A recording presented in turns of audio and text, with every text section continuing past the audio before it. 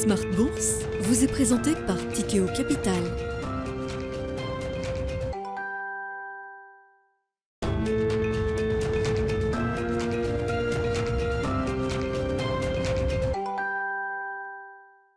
Bienvenue dans Smart Bourse, votre double dose quotidienne de marché en direct sur Bismart. Chaque jour à la mi-journée, 12h30, 13h. Et en fin d'après-midi, la grande édition pendant une heure à partir de 17h en direct, rediffusée à 20h sur Bismart TV.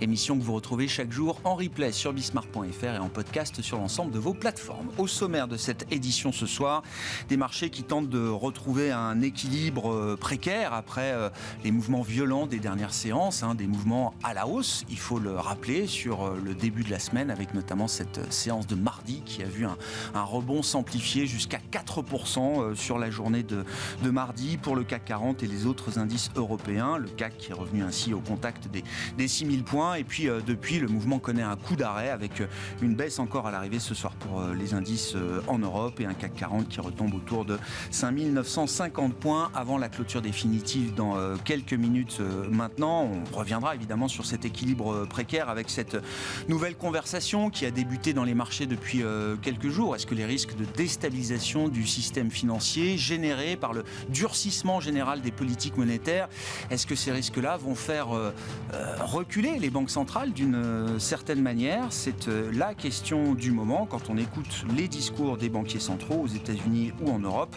il semble quand même que la détermination à lutter contre l'inflation et à ramener l'inflation à 2% au niveau, cette détermination semble toujours sans faille jusqu'à présent, ce qui jette effectivement un trouble chez les investisseurs. Nous y reviendrons avec nos invités de Planète Marché dans un instant. Le chiffre à suivre demain sera bien sûr celui de l'emploi américain qui devrait être encore un rapport solide, même si on a vu une petite remontée des inscriptions hebdomadaires au chômage qui ont été publiées cet après-midi. On reste dans l'idée quand même que la dynamique du marché du travail aux États-Unis est encore trop forte peut-être, avec un taux de chômage qui devrait rester bas, voire très bas, autour de 3,7%. On avait eu les créations d'emplois dans le secteur privé en début de semaine avec l'enquête ADP qui montre que l'économie américaine a sans doute encore créé pas mal d'emplois au cours du mois de septembre. Le chiffre ADP était ressorti à plus de 200 000 créations d'emplois pour le secteur privé le mois dernier aux États-Unis. Et puis dans le dernier quart d'heure de Smart Bourse, le quart d'heure thématique, nous changerons un petit peu d'horizon pour nous décaler et évoquer les perspectives des marchés du Moyen-Orient et d'Afrique du Nord. Une zone économique et une zone financière importante. Évidemment, nous en parlerons avec un spécialiste, le CEO d'Integra Asset Management, Kaïs Mbari, qui sera avec nous en plateau à partir de 17h45.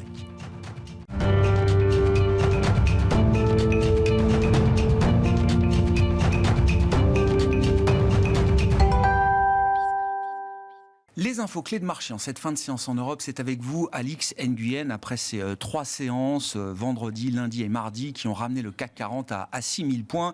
C'est un coup d'arrêt désormais pour les indices actions en Europe et pour le CAC, notamment ce soir, qui poursuit son repli.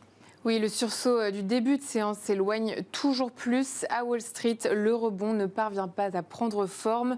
Un rebond pourtant suggéré ce matin par le retournement haussier des contrats futurs. Aux États-Unis, les inscriptions hebdomadaires au chômage ont augmenté de 29 000 à 219 000 contre 204 000 anticipés. Une mauvaise nouvelle après le plus bas de 5 mois touché il y a une semaine. Le marché attend surtout la publication demain du rapport officiel du département du travail sur l'emploi de septembre pour se faire une idée plus précise de la santé de l'économie américaine et donc de l'ampleur de la prochaine hausse des taux de la Fed. Oui, la Fed effectivement qui ne lâche rien pour l'instant et qui continue d'afficher une détermination sans faille pour revenir à son objectif d'inflation. Oui, on atteste les derniers commentaires de quelques responsables. La présidente de la Fed de San Francisco, Mary Daly, affirme ne pas voir de baisse de taux se profiler et d'ajouter que le comité entend les pousser en territoire restrictif et qu'ils y seraient maintenus jusqu'à ce que l'inflation recule. Raphaël Bostic de la Fed d'Atlanta soutient quant à lui l'idée de porter le taux des Fed Funds à 4,5% en fin d'année, ce qui implique un relèvement de 125 points de base au cours des 2 prochaines réunions du FOMC. Bon, et puis on notera également une prise de parole de Neel Kashkari qui estime qu'il y aura sans doute des craquements dans le système financier, dans le système monétaire américain, mais que ça ne doit pas dévier la Fed de sa trajectoire et que la barre est très très haute du côté de la Réserve fédérale américaine pour adoucir et revenir peut-être à un peu plus de gradualisme en matière de hausse de taux. Sur les marchés de matières premières, au lendemain de la décision de l'OPEP+, on notera une petite détente sur le front du baril de Brent qui avait largement anticipé la décision. Oui, tout en se maintenant sur ses plus hauts niveaux depuis 3 semaines. Cela intervient après la décision de l'OPEP+, donc de réduire sa production de 2 millions de barils par jour, une ampleur inédite depuis 2020. Total Energy recule dans le sillage de Shell à Londres. Shell a prévenu qu'au 3e trimestre, les performances de ses activités gazières, mais aussi ses marges dans le raffinage, seront inférieures à celles du 2e trimestre. Et puis on notera du côté des actions spécifiques que Porsche dépasse aujourd'hui en capitalisation boursière sa maison mère Volkswagen. Oui, Porsche se hisse à la tête du classement des constructeurs automobiles ayant la plus grande capitalisation en Europe. Il détrône donc Volkswagen, sa maison mère, une semaine seulement après son introduction en bourse. L'action Porsche était passée lundi sous son prix d'introduction dans le siège d'une baisse générale des marchés, mais elle est remontée hier à 93 €, conférant à la marque une capitalisation boursière de 85 milliards d'euros. Tendance, mon ami, 2 fois par jour, les infos clés de marché avec Alix Nguyen à 12h30 et 17h dans Smart Bourse sur Bismart.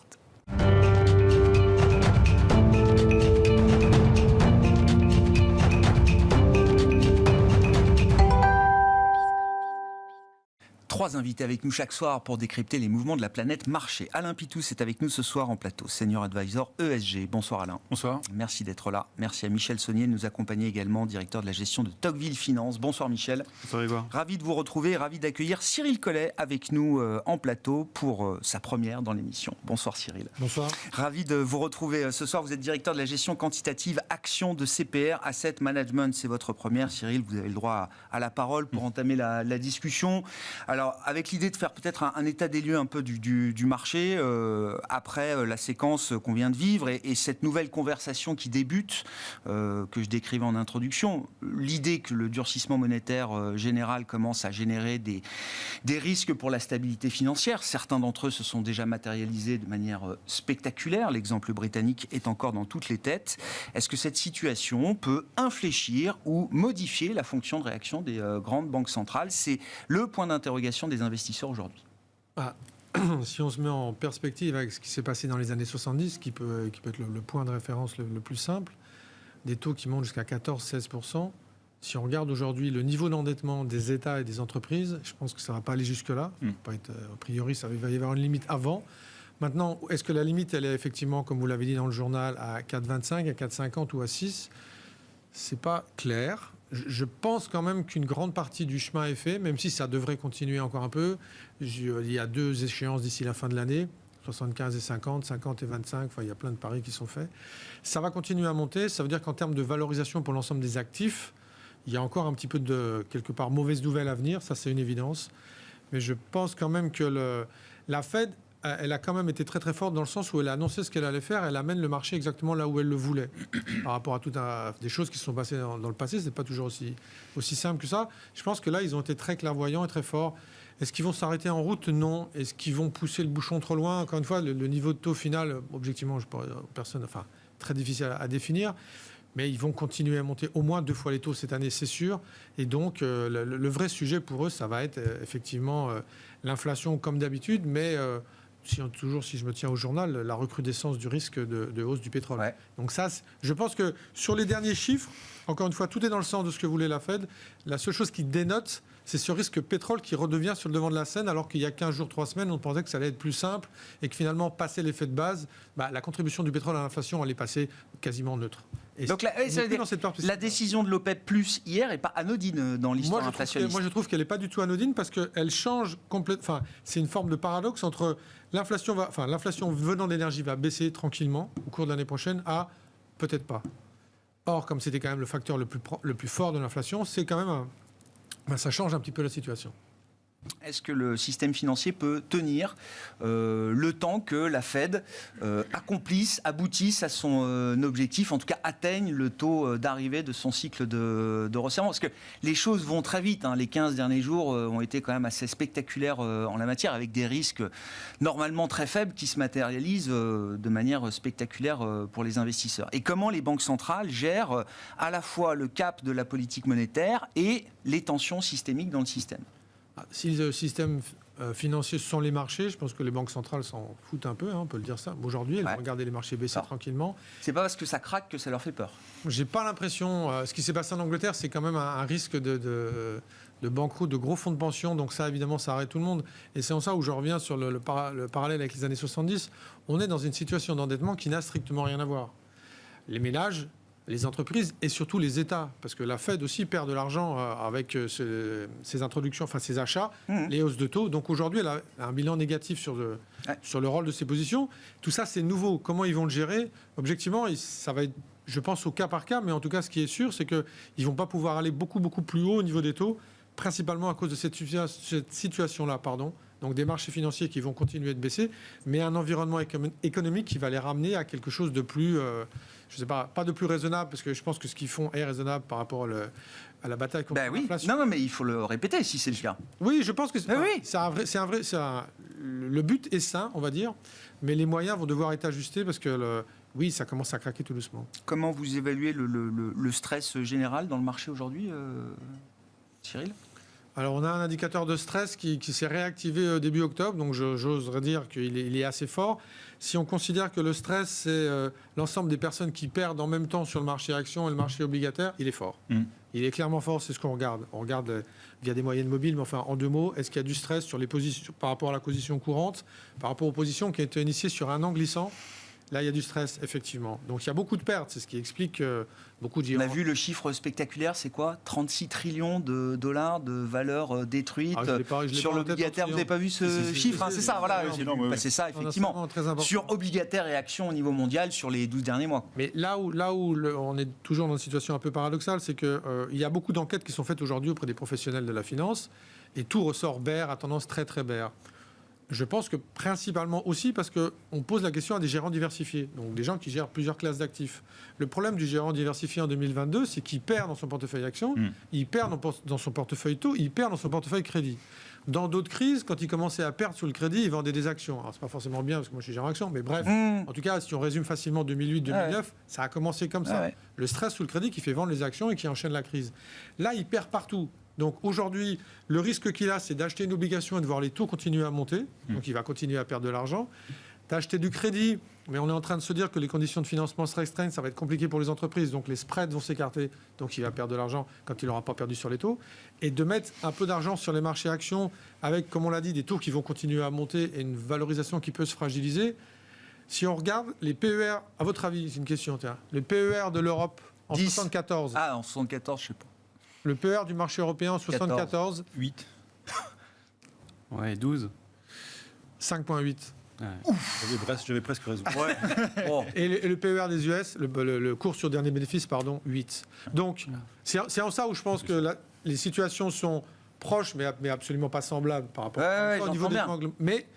Mais c'était descendu beaucoup. Non, mais l'ampleur est différente, parce qu'on comprend bien qu'on ne va pas aller à 15%. Mais la dynamique est la même. Mais voilà, il y a quand même un playbook intéressant de ce point de vue-là. La dynamique est la même, et pour commenter régulièrement les marchés à différents clients, on a dit oui, les valorisations sont revenues attractives, on regarde sur 20 ans, on est au 20e pourcentile, on est tout en bas, c'est formidable, mais si on tire le trait plus loin et qu'on va, encore une fois, sur une situation un peu équivalente, en 70, quand on est à 10,34 en ce moment sur l'Europe autour d'eux, et quand on est à 13 aux États-Unis, on est encore un peu cher par rapport à une situation de crise liée directement à l'inflation.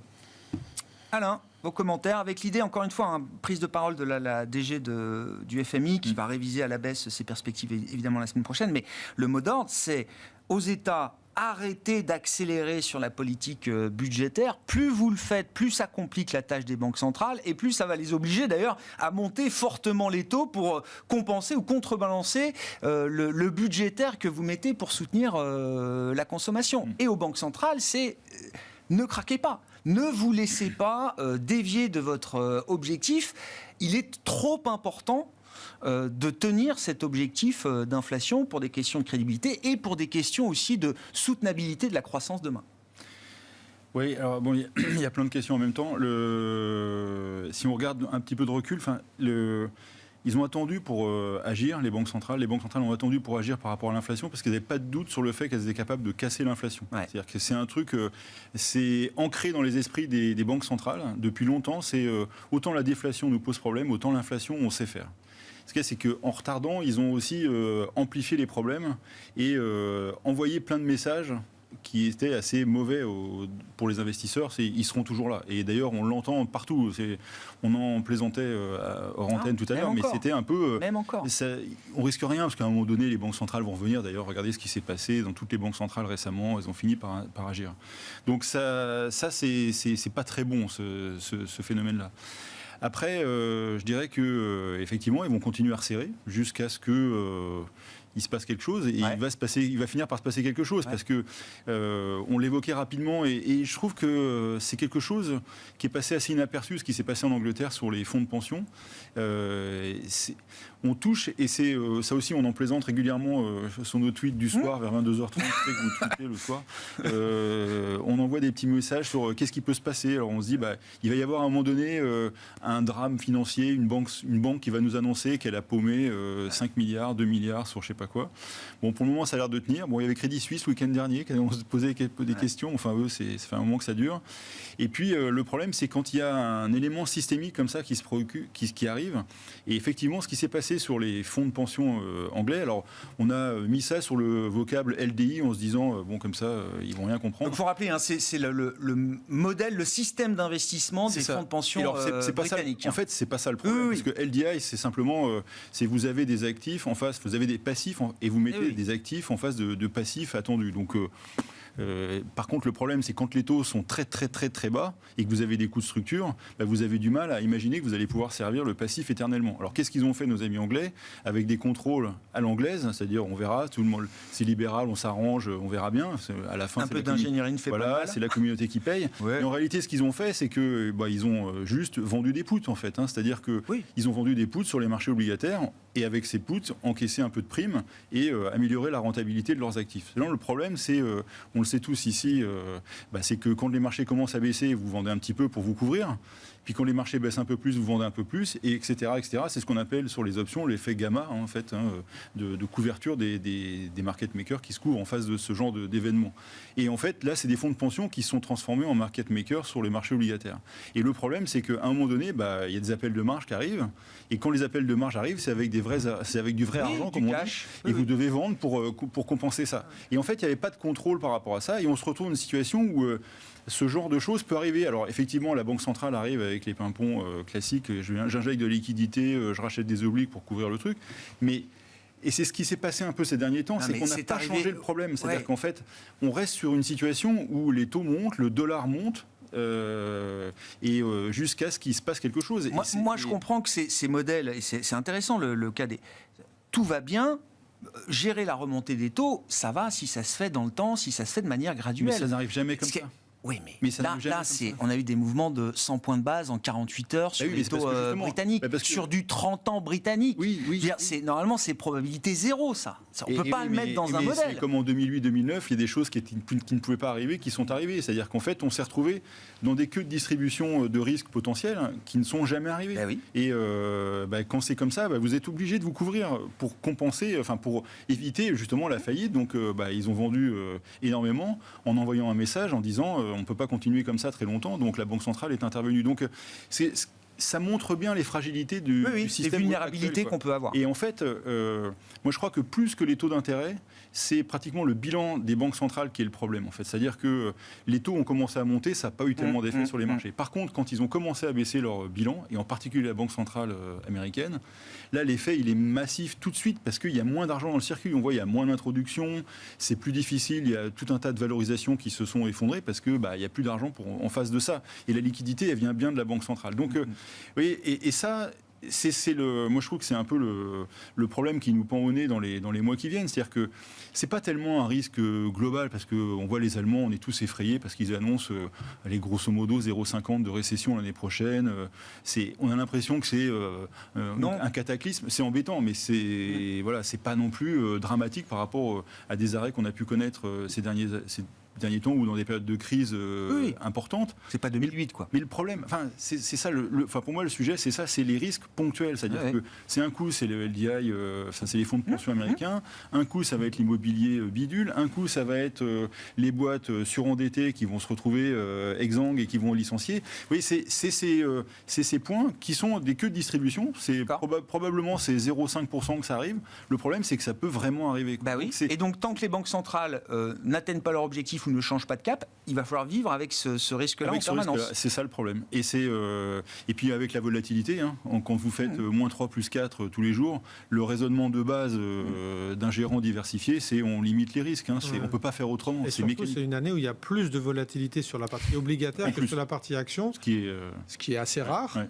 Et avec une volatilité très faible au niveau du change, parce que c'est un one-way sur le dollar. Alors l'échange, ça c'est... mais le change est très calme et participe entre guillemets à la fête. Ça bouge énormément sur la partie obligataire et c'est presque calme, je dirais, sur la partie action. Bon, pas le début de semaine où c'était un peu agité, mais sinon c'est vrai que c'est assez... c'est l'obligataire. Et alors l'autre sujet, c'est que l'échange, où plein d'événements de marché n'ont pas eu d'impact sur l'économie, mais là l'échange, ça en a. C'est-à-dire que dans beaucoup de pays émergents, c'est pas compliqué. 10% de baisse de la devise par rapport au dollar, c'est 1,5% de PIB en moins. On n'est plus avec les 0,5 en Allemagne, sur des pays qui sont déjà fragilisés. Donc, on a... on arrive à un moment où ça devient difficile. Voilà. Je mettais jusque-là, c'était facile, quoi. Voilà. Non, mais... mais c'est vrai qu'il y a certains pays émergents qui doivent compenser la baisse de leur devise et qui sont en train de complètement fragiliser les comptes des États. Non, c'est vrai que ça va être un effet de second tour qui va être assez énorme. Michel remonte. Évaluation de la situation. Non, mais bon, on garde le moral. De toute façon, puis c'est le job des investisseurs d'affronter des tempêtes quand il y en a. Mais c'est vrai qu'on a du mal à voir comment les choses pourraient évoluer dans un meilleur sens à ce stade, j'entends. Et le monde change vite dans les marchés financiers. Donc rien n'est gravé dans le marbre, évidemment. À ce stade, il n'y a pas vraiment de surprise en réalité. On est en train de rejouer un pauvre remake boursier de En attendant Godot, donc on est plutôt sur En attendant Pivot. Bravo. Voilà. Non, mais c'est impressionnant quand même. Les habitudes ont la vie dure. Et ce qui a dû marquer quand même le marché, c'est l'histoire Powell au tout début, rappelez-vous, en décembre 2018. Le marché action perd 15% d'un seul coup. Là, il est en pilotage automatique à double commande. Je réduis la masse monétaire, je augmente les taux. Puis tout d'un coup, plus rien. Revirement à 180 degrés.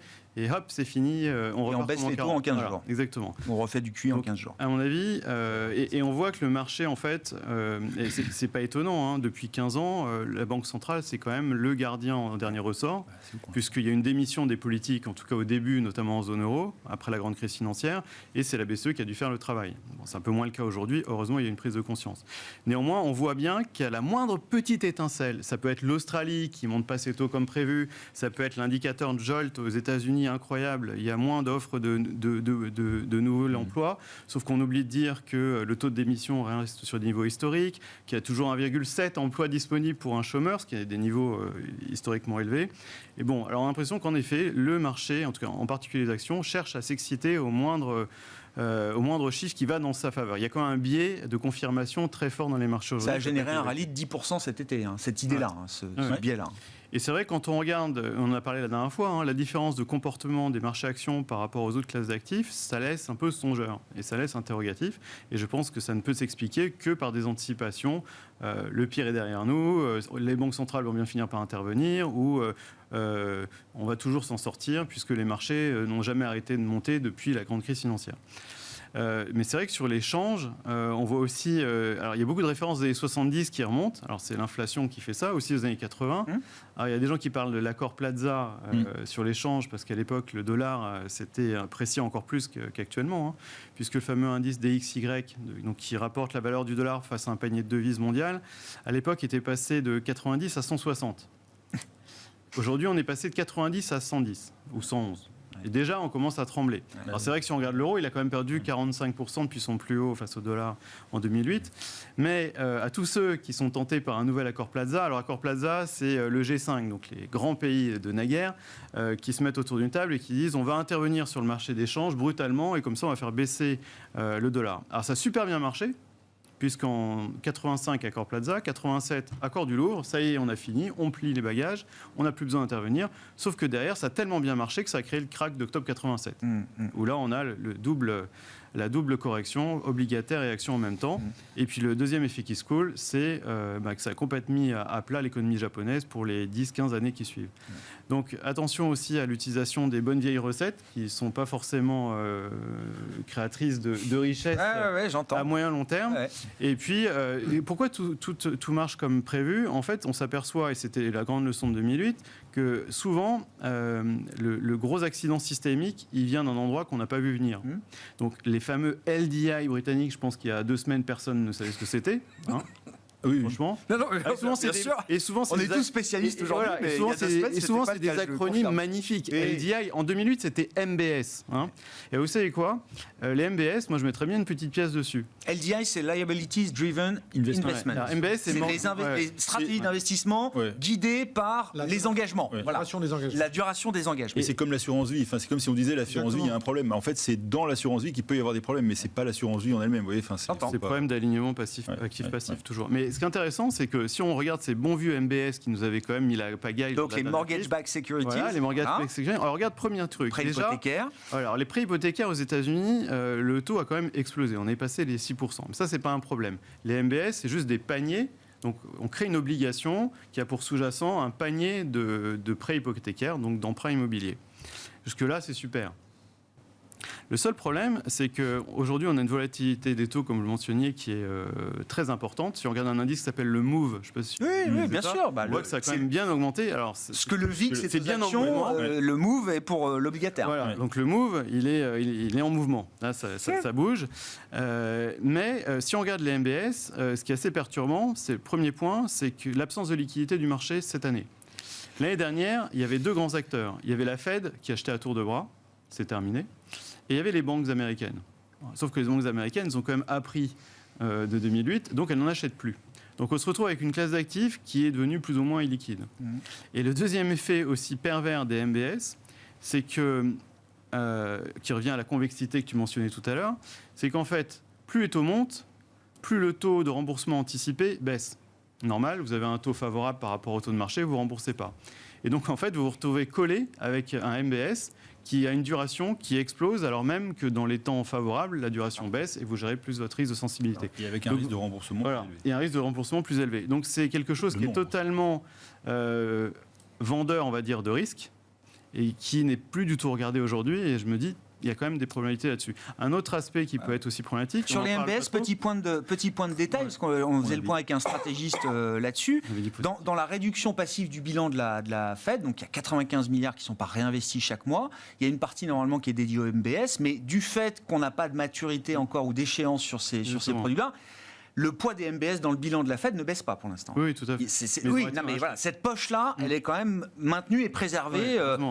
Comparé aux treasuries. Et pour revenir sur les 95 milliards que vous évoquez, c'est l'équivalent de 0,25 de hausse des taux à peu près. C'est-à-dire chaque mois. C'est un peu ce qu'on se dit. Donc, tout ça contribue aussi aux 4,50 qui sont dans le marché un peu pour les taux courts US. Michel. Non, et après, c'est vrai qu'il y a d'autres... Pour moi, il y a d'autres zones, d'autres segments de marché qui me posent problème. C'est évidemment le private equity. On l'a vu il y a 2 semaines, ou même la semaine dernière, le week-end dernier, il y a eu un LBO qui n'a pas réussi à se refinancer aux États-Unis. Alors pareil, on en parle peu, parce que c'est sous les radars, c'est pas coté, donc pas de prix, pas de vol, mais quand on est pris, ça fait mal. Et donc, quid de ce segment-là ? Et puis on peut se poser la question des nouveaux instruments aussi, comme les ETF qui ont été créés, une idée géniale encore sur l'obligataire. C'est bien de donner liquidité quotidienne sur un marché qui est normalement est super liquide, mais quand la liquidité s'assèche, on n'a pas eu de stress test réel sur ces ETF-là. Donc voilà, je me dis... On a des endroits... C'était pour nous remonter le moral, c'est ça? C'est ça, exactement. Tout à fait. Et les zones de risque les zones de risque, une fois qu'on aura fait la liste de tous les risques, peut-être qu'on sera rassuré. On peut parler de l'énergie, si vous voulez. Non, mais oui, on va parler du pétrole. Non, mais sur la question de la liquidité, parce que c'est vrai que c'est un concept qui est compliqué à comprendre. Enfin, Quand on parle du marché du gilt britannique ou du treasuries américain, c'est quand même les marchés les plus liquides et les plus profonds au monde. Et en même temps, on l'a vu encore récemment, mais en 2018, ce qui se passe, oui, le Nasdaq perd 20% en 15 jours, mais derrière, c'est surtout le marché monétaire américain qui se gèle complètement, qui se bloque complètement et qui oblige à des interventions de plomberie de la Réserve fédérale américaine. On a toujours du mal à comprendre comment ces marchés-là peuvent se figer avec toute la liquidité quand même qui circule normalement. Oui, mais une liquidité mouvante, comme on l'a dit et rappelé, puisque ça dépend de ce que font les banques centrales. Sur la classe d'actifs que j'aime bien, les actions, c'est vrai que souvent, oui, l'action paye sur le fait qu'elle est beaucoup plus liquide que l'obligation même d'État. Et alors, je ne parle même pas du crédit. Donc c'est en ça où c'est vrai que la hiérarchie, elle est tout souvent forte.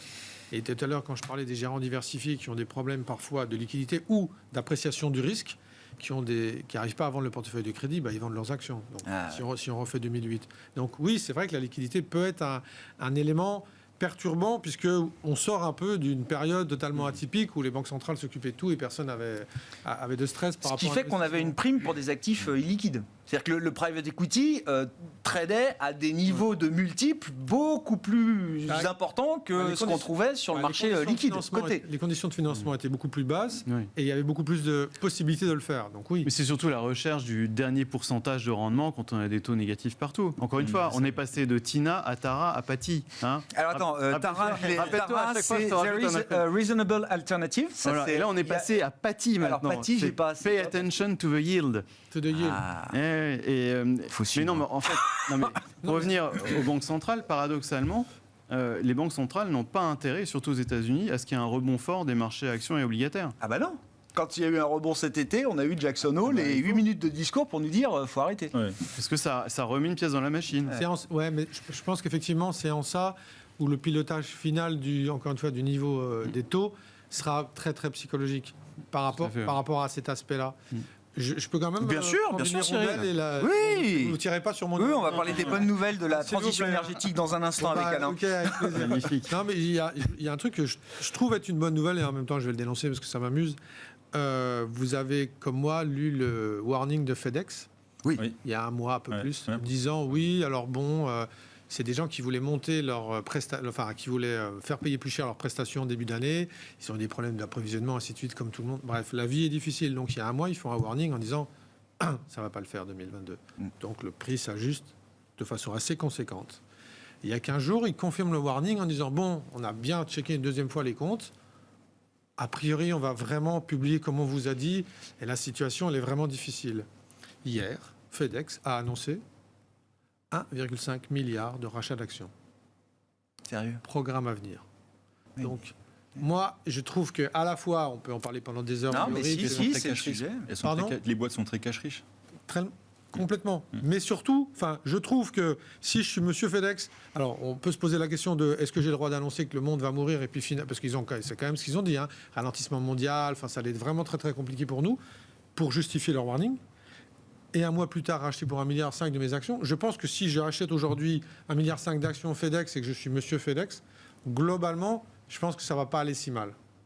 C'est ça mon hirondelle. Ouais. J'entends. Donc je vous dis, entre les paroles et les actes... Non, ils le font à chaque fois. Ils le font très régulièrement. C'est de la manipulation de cours de premier niveau. Bref. Mais je trouve que ça prouve que chez FedEx... Le message d'il y a un mois, qui était vraiment un message très très noir sur le potentiel de l'économie mondiale, finalement, ils y souscrivent certainement, mais pas autant. Et d'ailleurs, je crois qu'entre-temps, on avait eu ou des résultats ou une communication d'UPS, l'autre grand acteur, et je ne crois pas que le discours chez UPS était aussi négatif qu'il l'était chez FedEx. Non, ils n'ont pas fait de warning. Par contre, ils avaient si j'ai bien lu ou vu, ils avaient des attentes un peu moins fortes. D'accord. Qui allaient peut-être plus simples à atteindre. Mais je trouve que ces deux nouvelles-là, à un mois d'intervalle, interpellent quand même un tout petit peu, à la fois sur, encore une fois, à quel point il y a quand même parfois des manipulations de cours, même sur des grosses valeurs, on ne va pas parler de Tesla, mais quand même, c'est l'idée, et sur des prévisions à moyen terme. Je ne parle pas à 3 mois. J'entends. Des prévisions. Mais on peut toujours trouver à la marge chez certaines entreprises un intérêt à entretenir une communication un peu noire. Il y a aussi de l'utilisation du cash, je suis complètement d'accord. Ils sont cash risk comme la plupart des boîtes américaines aujourd'hui.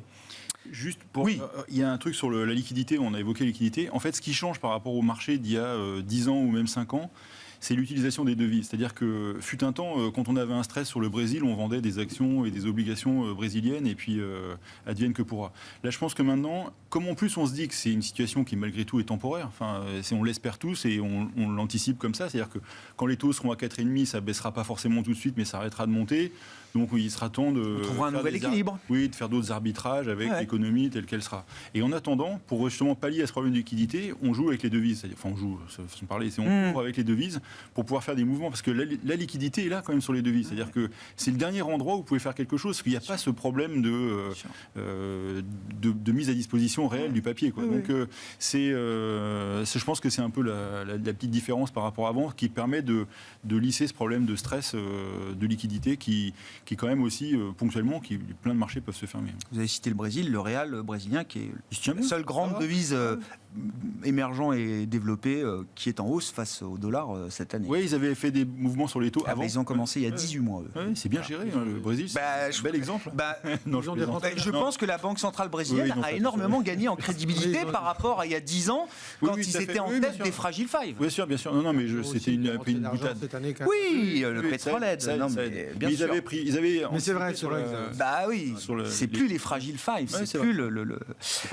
Un mot peut-être, oui, des résultats. On parlait de FedEx. Alors bon, les résultats sont à venir. Comme chaque trimestre depuis quelques temps, on se demande à chaque fois si c'est le trimestre, on va voir les marges se comprimer, les discours changer, etc. Est-ce qu'il peut y avoir encore plus de résilience finalement que ce qu'on imagine ou que ce que le marché craint dans les earnings du troisième? Ça va être la même chose que pour le deuxième trimestre, c'est-à-dire que ce qui va compter, c'est surtout les projections 2023. En fait, 2022, c'est de l'histoire ancienne dès maintenant. Plus personne fait attention à 2022. Si on regarde les anticipations de croissance sur 2022, on est à plus 15, entre plus 15 et plus 20 de croissance des bénéfices, ce qui est une escroquerie totale. En Europe ? En Europe, oui, pardon. Pourquoi une escroquerie? Alors pourquoi une escroquerie totale? Il y a deux raisons. La première, c'est qu'il y a 5 sociétés qui représentent les 2/3 de cette croissance des bénéfices. 5 sociétés. Oui. C'est jamais arrivé. Sociétés. Non mais bien sûr. Les 4 majors plus Glencore. Et la deuxième, c'est que tout simplement, j'ai oublié. Non mais il faut pas prendre. Non mais déjà vous en dites beaucoup, Michel. Non mais c'est-à-dire qu'il y a 6 boîtes qui font que on a des attentes on aura 10-15%. Non, la deuxième, tout le monde le sait. La deuxième, c'est l'effet change en fait. Ah oui. En fait, si on regarde en retraite de l'effet dollar, en fait, les bénéfices, les anticipations de croissance sont dues uniquement à l'affaiblissement de l'euro depuis le mois de février. Donc ça a complètement biaisé entre matières premières et dollars. Donc sans le change et sans les Major 5, là, comme vous dites, qui gonflent les bénéfices. On est à ras des pâquerettes. Mais après le marché à 10 de PE l'a compris, j'imagine. Alors le marché l'a fait. En fait, il a retraité le PE. Oui, le PE est retraité. Par contre, le E, il faut quand même voir ce qu'il en advient. On est encore sur... À 10 de PE, on a pris un peu de marge quand même. Ce sera peut-être pire que ce qu'on imagine. Mais en temps de récession, on est quand même autour de 8-9 fois. Donc il y a peut-être encore 15... Oui, 10 de PE sur ou 11 de PE 2008-2009, on est tombé à 8 de PE. Oui, mais sur un E qui n'a pas été revu vraiment véritablement. Donc en réalité, on est peut-être autour de 13 ou 13,5. D'accord. Et on a déjà des révisions de bénéfices négatives pour... Ce coup-ci, je vais sortir un corbeau et pas une colombe. Ouais, 2023 est déjà revu en baisse, alors que d'habitude... En général, les analyses prévoient 10% en décembre pour l'année suivante, et puis après, ça s'ajuste. Là, on est déjà sur l'Europe et l'euro, 3-4%. Non, mais... C'est déjà bien amorti. Oui, mais de la sécurité, quand même. Non, mais après c'est toujours pareil. Quand on parle de chiffres comme ça, c'est souvent des moyennes. Donc, ces agrégats, et ça déforme la réalité. La réalité, c'est et c'est une autre colombe, un motif d'espoir, c'est quand même un certain nombre de sociétés qui traitent aujourd'hui sur des niveaux ridicules en termes de PE. Stellantis, c'est 2 fois les résultats. Alors même s'ils perdent 50% de leurs résultats, ça traitera toujours à 4 fois le PE. Donc ça va être des niveaux qui sont... Alors je ne dis pas qu'il faut en acheter maintenant. Non. Simplement, je dis, c'est que le travail a été fait quand même sur un certain nombre de sociétés en termes de revalorisation. Pourquoi il ne faut pas en acheter maintenant? Non mais enfin, pourquoi la valorisation n'est pas suffisante pour, en tant qu'investisseur, se reprojeter Parce que si les fondamentaux faisaient la bourse, ça se saurait. Et pour l'instant, il est trop tôt. On est quand même emporté par une dynamique c'est la macro qui fait le marché. Voilà, exactement. D'accord.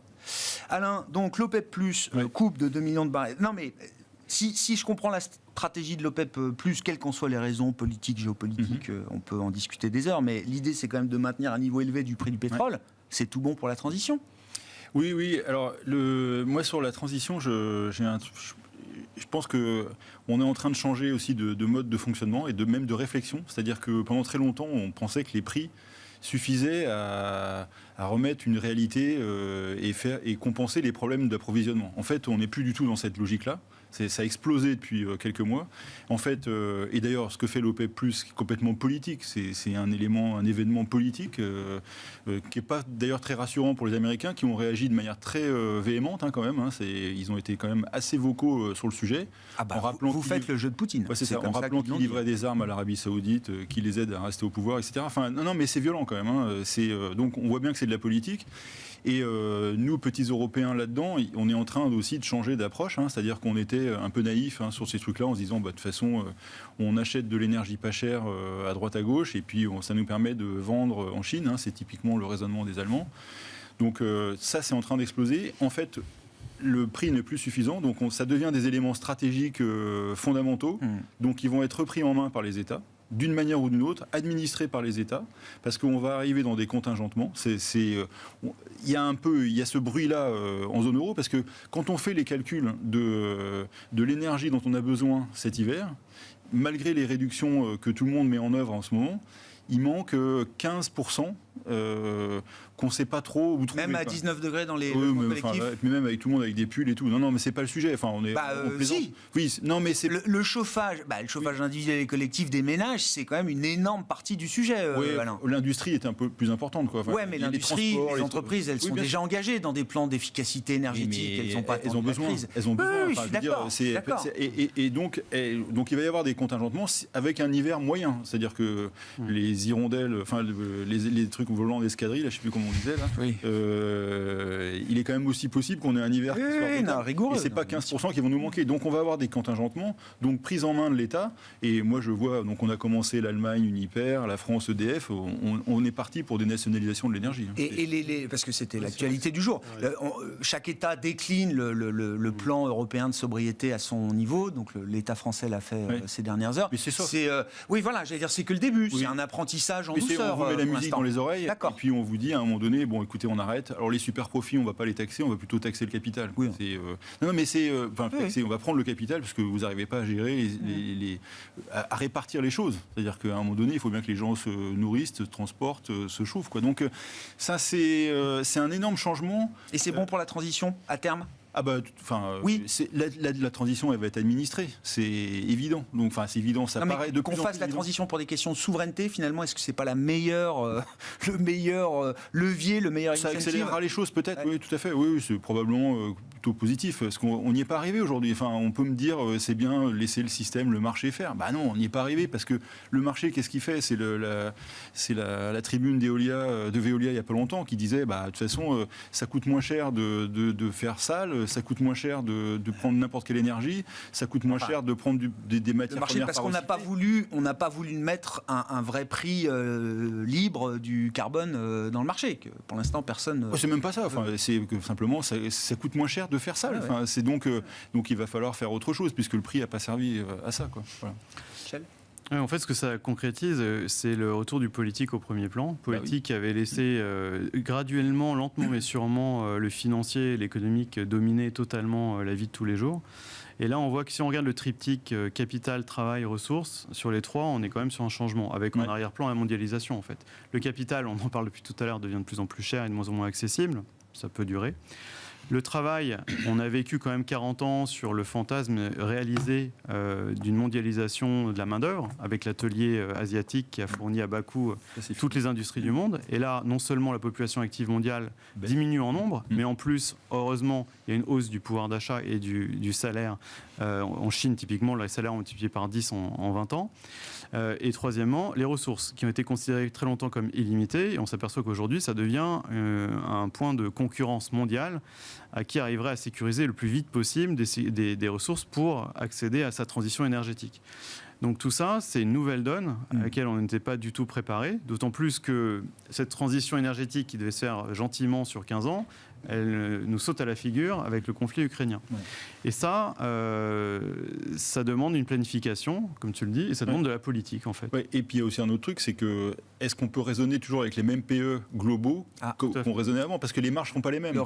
Et c'est pour ça aussi que, si je fais une petite hirondelle, moi aussi, parce que j'aime bien les petites hirondelles, les petites hirondelles, les petites abeilles, c'est mon truc préféré. Il y a quand même des secteurs où il n'y a pas d'endettement, les tech B2B, des choses comme ça. Enfin, il y a quand même des pans de marché qui vont profiter de ce qui se passe aussi. Donc, boursièrement, ça peut être intéressant. Cette discrimination, on la voit quand même déjà dans le marché, entre des modèles de qualité, sans dette, tournés sur des thématiques d'avenir. Est-ce qu'il y a un peu de discrimination quand même dans le marché, dans la manière dont le marché fonctionne aujourd'hui, là, au moment où on se parle, hein. Oui, c'est très vrai sur le marché européen, puisque les flux sont pas encore réglementés, mais commencent à l'être de plus en plus. En tout cas, ils sont dirigés, pseudo-dirigés, on va dire ça comme ça. Sur le marché européen, c'est très très vrai. Sur le marché américain, c'est pas encore vrai, je trouve. Et sur les marchés émergents, on parle encore d'autre chose. Mais oui, bien entendu, je suis d'accord sur le fait que le politique doit prendre les choses en main pour que ce soit accepté par tous, sinon ça ne le sera pas. On voit bien que le bon air ne va pas suffire. Et oui, les business plans commencent à être regardés de plus en plus. Enfin, on voit le poids de l'ESG dans l'analyse financière. Aujourd'hui, vous n'avez plus une analyse financière. Ça n'existe plus. Il y a une analyse financière qui tient compte des enjeux ESG, du climatique, enfin tout un tas de choses. Donc c'est en ça où la prise en compte, je trouve qu'elle est forte. Mais elle va vraiment se refléter dans les prix. Pas encore, parce que l'année 2022 est paradoxale. Si vous gérez un fonds ESG, si vous avez été cette année, entre guillemets, pur, ça ne veut pas dire grand-chose, mais on comprend ce que ça veut dire, vous sous-performez monstrueusement le marché. Oui, mais je trouve que c'est le meilleur des contre-exemples. C'est-à-dire qu'il faut que cette année-là arrive pour montrer à tout le monde exactement ce que tu disais, la prise de conscience globale sur la dépendance énergétique et l'approvisionnement, que ça fasse sous-performer les fonds ESG, mais que tout le monde se rende compte que oui, mais c'est ce passage-là qu'on veut. En fait, il y a un élément qui est intéressant, c'est celui de l'ancien d'HSBC qui avait fait scandale sur l'ISR lors d'une conférence, qui a sorti un papier dans l'FT qui est intéressant en disant qu'aujourd'hui, il fallait distinguer les inputs des outputs. Oui. En fait, jusqu'à présent, on utilisait l'ESG de façon à minimiser les risques financiers. Oui. Et aujourd'hui, en fait, on essaie plutôt de faire des outputs, c'est-à-dire qu'on utilise la finance pour faire du bien et pour être plus vert. L'impact. Sauf que c'est pas du tout la même chose. Donc, il faudrait idéalement différencier et bien faire comprendre aux investisseurs qu'on n'est pas dans la même catégorie. Si vous regardez les 50 entreprises européennes qui ont la pire intensité carbone, ça fait une belle performance cette année. Oui, c'est les meilleurs performants de l'année. Le même qui disait qu'ils s'en foutaient que Miami soit 50 mètres sous l'eau. C'est bon, on y est là, donc ça va. 70 milliards de paumes sur le dernier cyclone aux États-Unis, pas mal. Merci messieurs. Merci d'avoir été invités de Planète Marché ce soir dans Smart Bourse sur Bismart.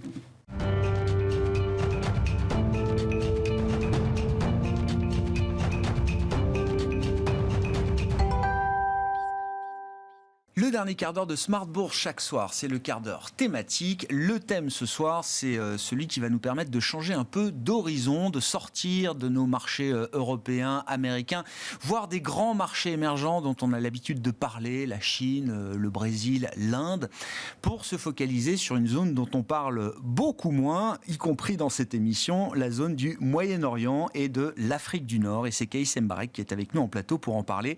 Bonsoir Kaïs. Bonsoir. Merci beaucoup d'être là. Vous êtes le CEO d'Integra AM, d'Integra Asset Management, qui est une société de gestion d'actifs que vous avez lancée en 2016, qui est installée à Dubaï et qui, justement, met en place des stratégies dédiées à l'investissement dans les marchés du Moyen-Orient, notamment, Kaïs. Je voulais que vous nous en disiez un peu plus sur ces marchés qu'on connaît assez mal. Alors, on comprend que c'est des zones économiques qui sont importantes quand même aujourd'hui. Que représentent les marchés financiers du Moyen-Orient à l'échelle du globe, Kaïs? Oui, tout à fait. Alors, le Moyen-Orient, Afrique du Nord, il y a trois régions. Le gros, c'est les pays du Golfe, l'Arabie Saoudite, les Émirats, etc. Il y a une région qui est l'Afrique du Nord, mais c'est des marchés relativement illiquides, où on intervient d'une manière assez opportuniste, mais qui offre des opportunités d'investissement qui sont un peu différentes du pays du Golfe. Et il y a le Levant, le Liban, la Jordanie, etc., où là, c'est encore plus illiquide, où on intervient d'une manière très limitée. Donc 90%, on va dire, de ce qu'on fait, c'est principalement le pays du Golfe. Oui. Ouais.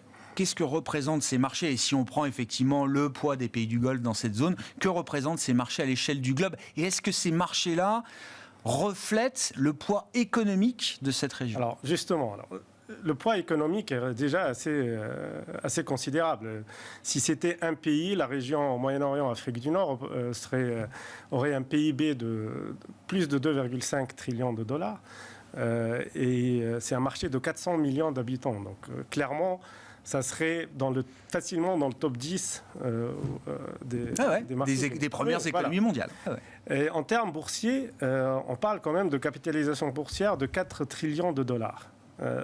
Là aussi, ça représente en gros le poids de cette région représente 8% des marchés émergents aujourd'hui, et c'est un pourcentage qui est en constante croissance, et je pense qu'on va dépasser les 10, peut-être 11-12% dans les prochaines années, au vu des introductions en bourse qu'on voit venir. Donc c'est une région qui a une capitalisation boursière assez constante, assez consistante, pardon. Et surtout, il y a des sociétés qui sont d'une taille assez considérable. Dans le secteur bancaire, par exemple, la plus grande banque pèse 90 milliards de dollars. Bien sûr. Comme HSBC. Il y a 3 ou 4 banques qui pèsent 50 milliards de dollars. Donc c'est comme la BNP, c'est plus grand que pas mal d'autres banques européennes ici. La pétrochimie ici, c'est grand. Il y a les télécoms.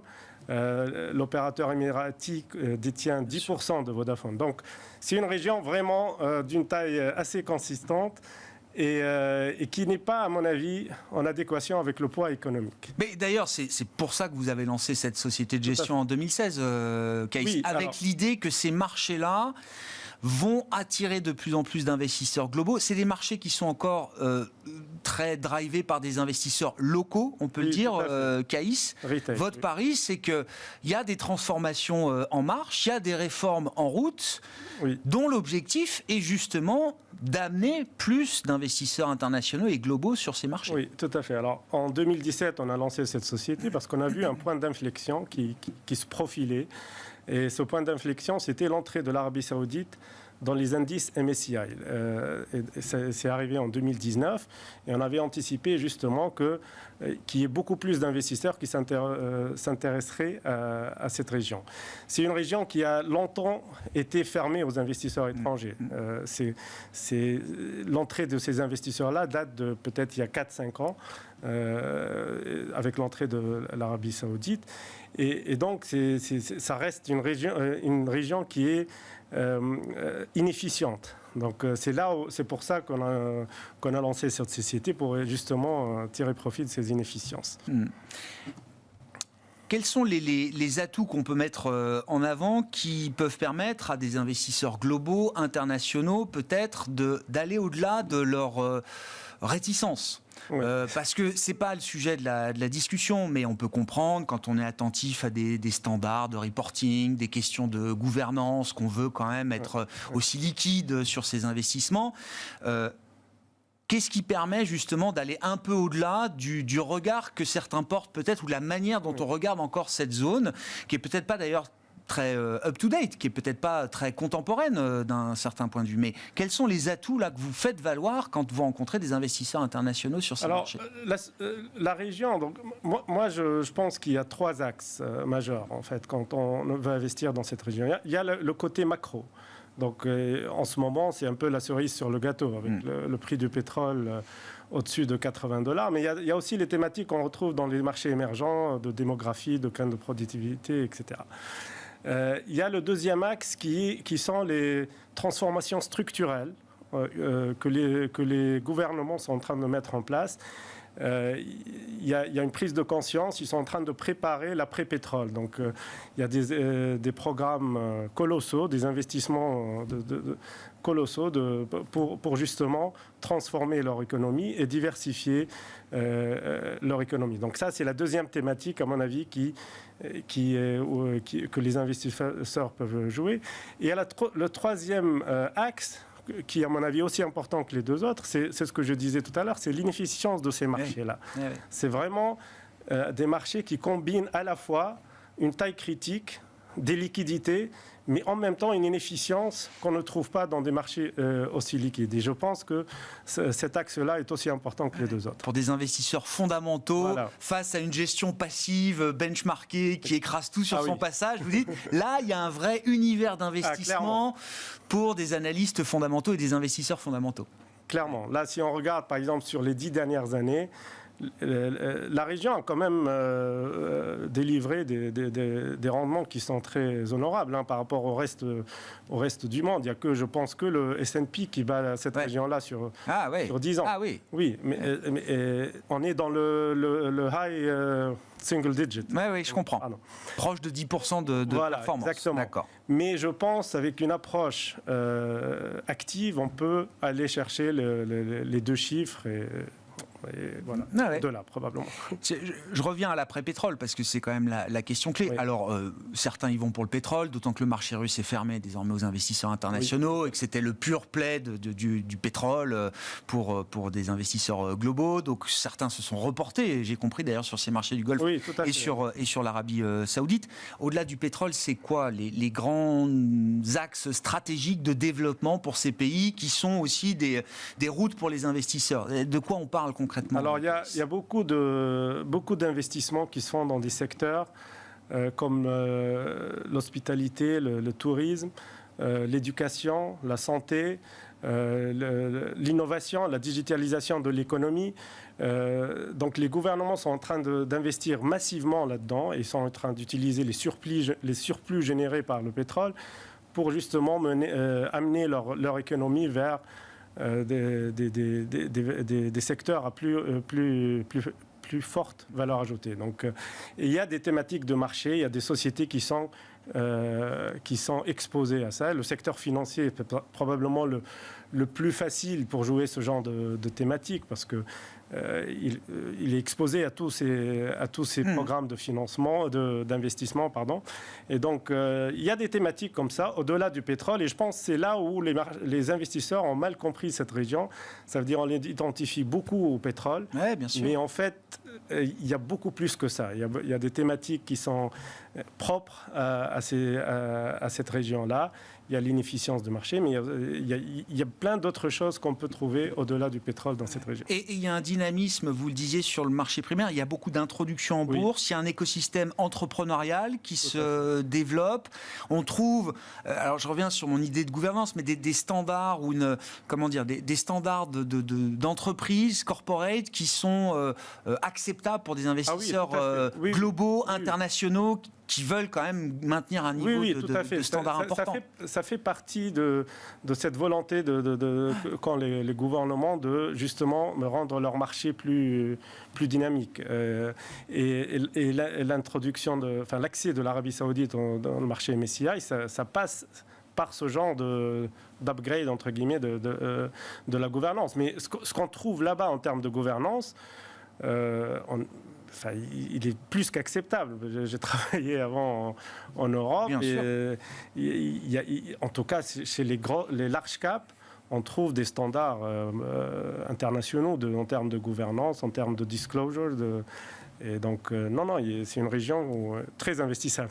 Puis il y a un point qu'on n'a pas souligné, Caïs, mais c'est qu'au moment où les currencies, les changes valsent dans tous les sens, il y a une grande stabilité sur le plan des devises qui sont arrimées d'une certaine manière. Je suis tellement habitué à ça que j'ai tendance à l'oublier. C'est vrai que c'est une région où les devises sont pegées et que les banques centrales ont des réserves relativement solides pour défendre ce peg. Donc on n'a pas du tout le risque de devise. Ces monnaies-là ne sont pas attaquées, puis il y a du pétrole derrière aussi. Voilà, tout à fait. Donc, on n'a pas le risque de devise et ces dernières années a beaucoup joué pour la surperformance de cette région par rapport au marché émergent. Merci beaucoup, Caïs. Merci d'être venu nous parler de cette zone méconnue, en tout cas sur le plan de l'investissement, bien sûr, pour nous, Français et Européens, les marchés du Moyen-Orient, de la zone moyenne-orientale et nord-africaine, qui est votre zone d'intervention, on va le dire comme ça, chez Integra Asset Management. Vous en êtes le directeur général, Caïs Mbarek, qui était avec nous en plateau pour ce dernier quart d'heure de Smart Bourse ce soir. Voilà pour cette édition. On se retrouve demain en direct à 12h30 sur Bismart.